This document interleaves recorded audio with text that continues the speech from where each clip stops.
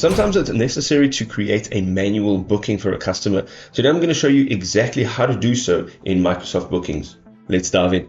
So to begin creating that manual booking, you need to go to the left-hand side over here and make sure that you're on calendar. And here you want to just click anywhere within this calendar. Once you've clicked that, it'll open up this over here. You can change these office hours over here, but also you can go down and change the service details. So let's say we book in an appointment from 1:30 to 2:30. It's a 1-hour appointment. You can also change the date over here. So obviously this is in this situation the same date. There are some more options over here.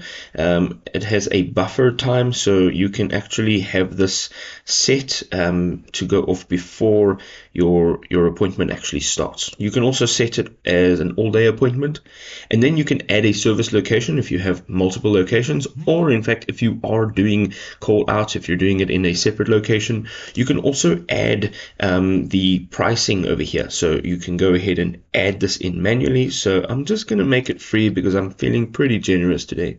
You can also add notes over here, so you can add whatever service details you need, and then on the right hand side there's an option to select the staff members that you are going to be assigning to this specific booking.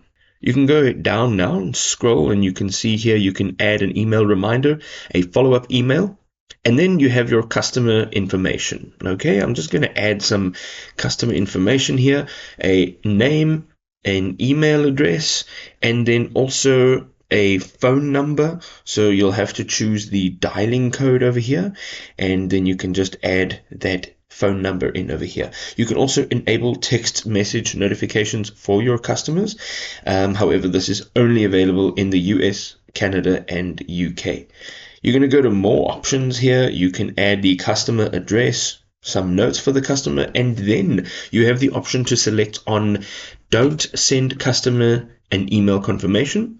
You can also let customers manage their own appointments, and then you can send a meeting invite to the customer. So those are all options. Once you are happy with all of this, you simply go to the bottom right hand side of this dialog, and you're going to go ahead and click on create booking.